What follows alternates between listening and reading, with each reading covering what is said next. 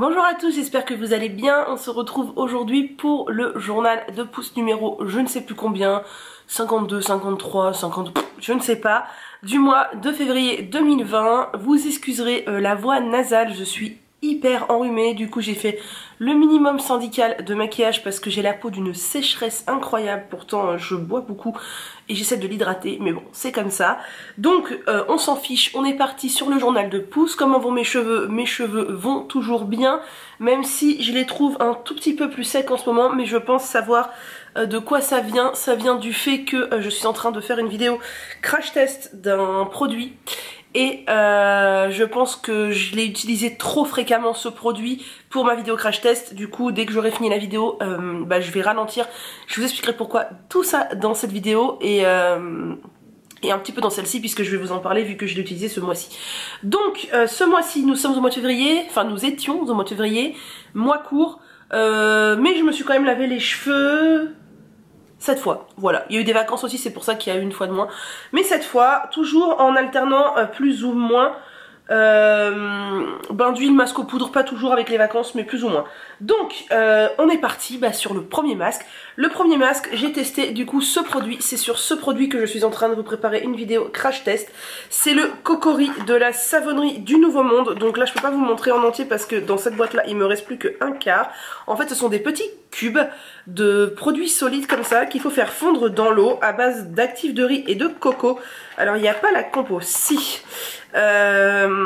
Sodium lauryl méthyl iséthionate, de l'huile de coco, de la gomme, d'autres agents, nanana, du bicarbonate, c'est peut-être ça qui m'assèche un peu, etc.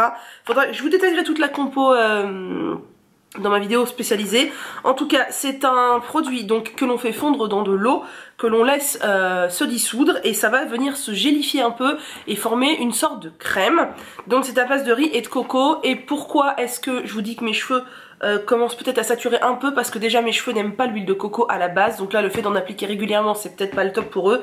Et parce que le riz c'est des protéines, tout ce qui est les actifs à base de riz ce sont des protéines et un excès de protéines peut déplaire à certaines chevelures et c'est le cas de la mienne. Voilà, après c'est pas foufou non plus, j'utilise pas au quotidien tout ça. Mais là je l'ai testé en version masque, donc j'ai dissous un petit cube dans de l'eau et j'ai appliqué sur cheveux humides ou secs, je ne sais même plus, vous verrez ça dans la vidéo. Et j'ai laissé poser 2-3 heures et voilà.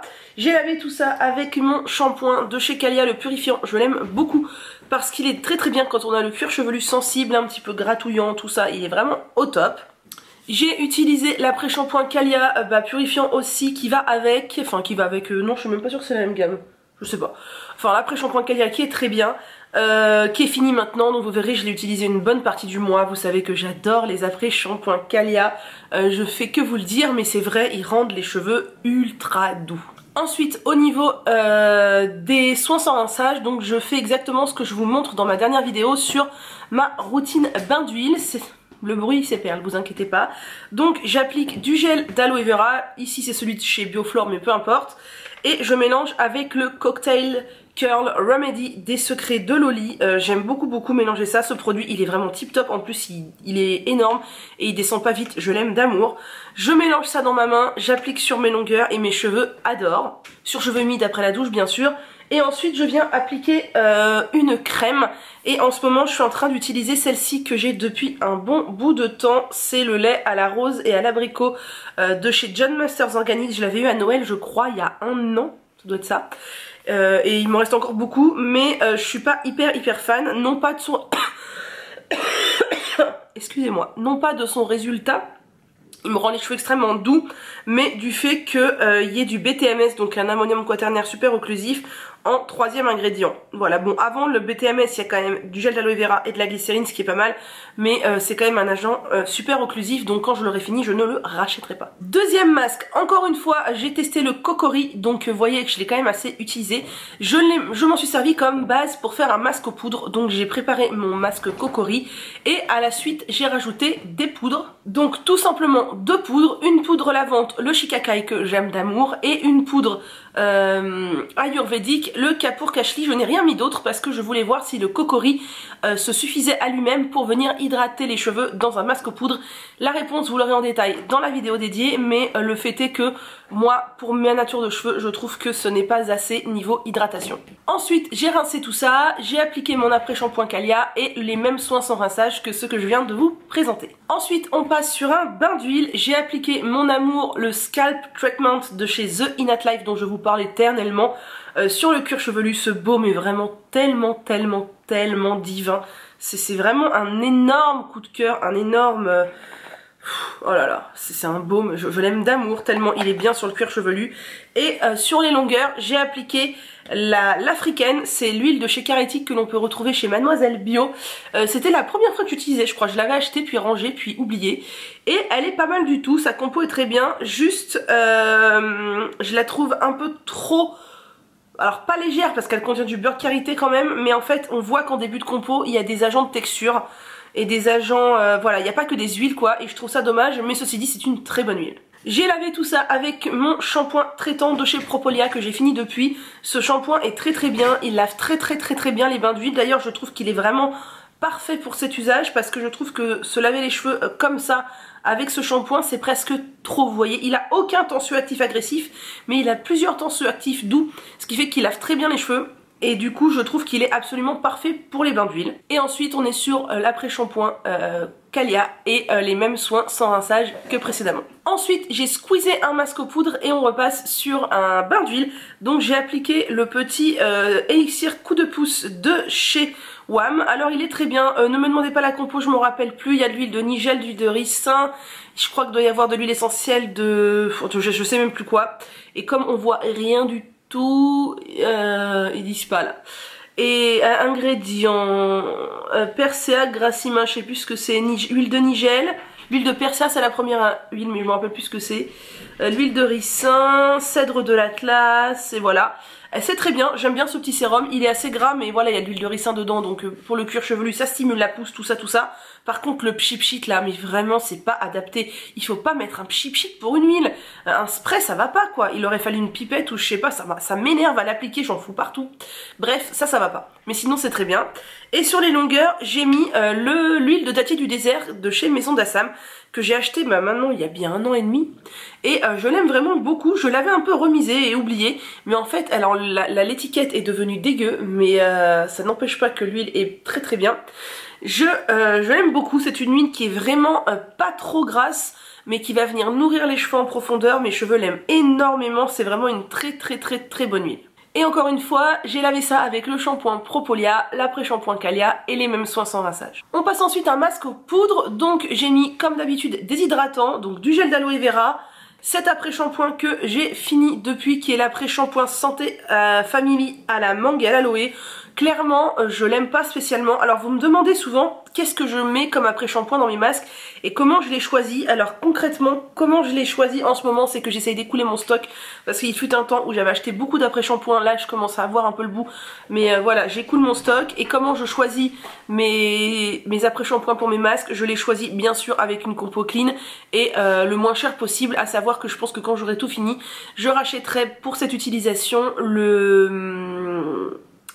l'après-shampoing, comment il s'appelle, des laboratoires Gravier, le démêlant, le baume démêlant citron, je sais pas quoi là, le gros tube de 1 litre des laboratoires Gravier, c'est baume démêlant citron quelque chose, faudrait que je vous le montre une fois. Et voilà, enfin, l'idée c'est que ça hydrate, hein, pas que ce soit un superbe après-shampoing. Et celui-ci d'ailleurs il ne me plaît pas puisqu'il a du sodium cétaryl sulfate, je vous ai déjà dit, qui est un agent qui va venir assécher les cheveux à la longue, donc je suis bien contente de l'avoir fini. Ensuite dans ce masque j'ai mis du henné neutre, de la poudre d'amla donc qui est une poudre ayurvédique, de la poudre de multanimatique qui est une poudre lavande, de la poudre de rhubarbe de Chine qui va venir donner des reflets blonds. Et comme ce masque avait une texture un peu bizarre, un peu épaisse, j'ai rajouté de l'hydrolat de camomille romaine de chez Bioflore que j'avais depuis très longtemps. Le bidon était presque vide, il était au frigo. C'était le moment de le finir. D'ailleurs il y a une date de péremption là-dessus ou pas? Oh bah écoutez, 2017 hein, après tout, voilà, mais il n'était pas du tout périmé hein. mais voilà, je l'ai utilisé. Et du coup mon masque était un peu liquide, je me suis dit que j'allais donc l'appliquer sur cheveux mouillés, sur cheveux secs pardon, alors que d'habitude j'applique toujours mes masques sur cheveux mouillés. Et là évidemment il n'était pas assez liquide ou je n'avais pas fait assez de quantité. Je me suis retrouvée à un moment où mes longueurs n'avaient pas toutes du produit. Du coup j'ai dégainé mon masque Cut by Fred pour compléter là où il y avait des trous. Vous savez c'est le gros masque vegan à l'amande qui est pas mal. Après c'est pas un énorme coup de cœur pour moi mais il est pas mal. Il est assez cher, je crois qu'on est sur 28 € le pot de 400 ml. Voilà. Bon, en plus, il y a des traces de poudre. Voilà, exactement parce que je me suis retrouvée à la ramasse en me disant « Ah, j'ai plus de masque, machin !» Et donc, j'ai mis mes doigts pleins de poudre à l'intérieur. C'est pas très grave. Il est pas mal, mais je ne sais pas si je le rachèterai quand il sera fini. Ensuite, j'ai rincé tout ça. J'ai appliqué mon après-shampoing Calia. Et cette fois, j'ai testé de voir si le Kokori pouvait s'utiliser en leave-in. Donc j'en ai fait une toute petite quantité et je l'ai appliqué sur cheveux humides. Je n'ai appliqué que ça. Et ma foi, ça marche très bien. Alors, je trouve que sur moi, il manque un petit truc. Vous voyez, moi, j'applique plusieurs étapes. J'applique, d'ailleurs, je voulais même pas montrer tout à l'heure, mais qu'est-ce que je suis bête. J'applique gel d'aloe vera plus cocktail Curl Remedy. Ensuite, une crème. Et le lendemain, quand c'est sec, une petite huile sans rinçage. Et ce mois-ci, j'ai utilisé toutes les fois le sérum du désert de chez Antonin B, qui est vraiment tip top, qui vient lustrer le cheveu. Vraiment, j'adore. Et là, je n'ai appliqué que le Kokori. Donc je n'ai appliqué que le Kokori pour voir ce que ça faisait. Alors franchement en leave-in ça marche très bien, mes cheveux ont tout bu, aucun problème, ils étaient doux. Mais pour eux je trouve que c'est pas assez, il leur en faut encore un peu plus. Ensuite on repart sur un masque aux poudres. Donc j'ai appliqué mon petit sérum chouchou que vous connaissez depuis le temps que je vous en parle.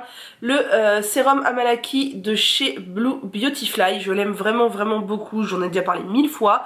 Je l'ai appliqué sur le cuir chevelu, toujours son superbe effet. J'adore son odeur, j'adore son effet, j'adore tout. Et sur les longueurs, j'ai appliqué mon petit Absolu Nectar de chez K pour Karité, qui est une petite huile à base de beurre de karité. Vous savez que mes cheveux adorent le beurre de karité, donc elle marche très bien. J'ai lavé tout ça avec le shampoing Secret Sacré. Alors lui ça fait pareil, ça fait bien 1 an et demi que je l'ai et il est quasiment fini, mais je l'avais un peu oublié, donc là je l'ai ressorti pour le terminer. La marque Secret Sacré est une marque Slow Cosmétique qui est vraiment très bien. Et ce shampoing est à base de nigel, et la nigel c'est un actif qui va venir, une plante qui va venir apaiser vraiment le cuir chevelu, et c'est ça que j'aime beaucoup. Ce shampoing a une compo parfaite et je l'aime vraiment beaucoup. En après shampoing j'ai ressorti celui-ci, c'est pareil, que j'avais acheté ou que j'avais eu à Noël plutôt en même temps que le lait à la rose à l'abricot. C'est l'après shampoing lavande avocat de chez John Masters Organics, et on est sur le même problème, c'est qu'il y a des ammonium quaternaire en pas mal de quantité à l'intérieur. Un peu moins que dans la crème sans rinçage et moins haut dans la compo, mais quand même. Du coup parce que là en haut de compo on a de l'aloe vera, on a de la vitamine B5, de l'huile d'avocat, de l'huile de jojoba, et après seulement on a des couates. Mais bon voilà, je pense que quand je l'aurai fini je ne le rachèterai pas, déjà parce que c'est un produit qui coûte cher. Après ça me dérange pas moi de mettre un peu d'argent dans les produits capillaires. Vous voyez bien, j'achète le Scalp Treatment qui est un produit qui coûte cher, ou l'huile Blue Beautifly qui coûte encore plus cher, mais ce type de produit, voilà, je veux une compo irréprochable, donc je ne rachèterai pas. Et cette fois, comme soin sans rinçage, j'ai mis donc mon aloe vera avec mon cocktail Curl Remedy, et comme il me restait un petit peu de Kokori de la fois d'avant, j'ai appliqué le Kokori au lieu de ma crème sans rinçage, et ça fait tout à fait l'effet escompté. Et dernier masque du mois, c'était un masque aux poudres. Donc j'ai mis en poudre lavante du Multani Mati, en poudre de soin ayurvédique du Brahmi, du henné neutre bien sûr pour le côté gainant, et en poudre un peu pour donner des reflets dorés, j'ai mis de la poudre de souci, j'ai mis du gel d'aloe vera, et j'ai sorti cet après-shampoing donc que j'avais dans mon stock, qui est l'après-shampoing santé au boulot. La compo, je me demande s'il n'y a pas des couates à l'intérieur, je ne me rappelle plus. Je me demande si du stéaramidopropyl, des méthylamines, c'est pas des couates, mais je ne sais plus. De toute façon, il y a du sodium cétéaryl sulfate. Donc voilà, c'est pareil que son copain à la mangue. C'est un actif qui va venir assécher les cheveux à la longue, donc je ne veux pas. Donc quand je l'aurai fini, je ne le rachèterai pas. Voilà, on est venu à bout de ce journal de pouce de février, un peu moins long que d'habitude, dites donc. Après voilà, je me suis un peu moins lavé les cheveux aussi que d'habitude. Je regarde là parce que j'ai mon anti-sèche toujours, je note dans mon carnet tout ce que je fais à mes cheveux. Et voilà, donc comment vont vos cheveux, n'hésitez pas à me le dire. Les miens vont bien, ils sont très souvent attachés, hein, c'est ce que je disais l'autre jour sur Instagram, c'est qu'ils sont très souvent attachés, mais ils vont bien. Et si vous vous demandez objectif de pouce ou objectif de coupe, Pour l'instant il y a très peu de fourches, quand j'en vois une ou deux je les coupe à la main une par une, mais vous voyez là j'en vois aucune par exemple. J'aimerais bien dans l'idée ne pas couper encore cet été, ça ferait 2 ans que j'aurais pas coupé mes cheveux, ce qui est beaucoup, et j'aimerais dans l'idée ne pas couper jusqu'à ce que hypothétiquement ils atteignent le sol. Voilà, j'aimerais voir s'ils peuvent atteindre le sol un jour, juste pour le fun, et après je voudrais couper genre au creux des reins par exemple, ou sur les fesses, pour faire un don de cheveux. Donc voilà, l'idée de voir s'ils atteignent le sol, c'est que moins je coupe, plus ça pousse vite, enfin sauf si ça casse, mais pour l'instant je n'ai pas de casse et pas particulièrement de fourche, donc je peux me permettre de continuer.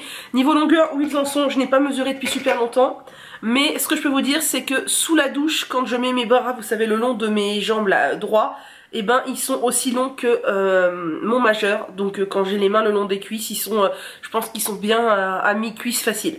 Voilà.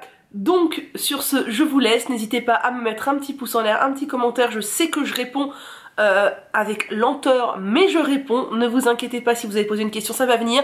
Si vous voulez des réponses plus rapidement, sachez que je fais une FAQ tous les samedis sur Instagram, donc c'est l'occasion. Et ben prenez soin de vous, à bientôt.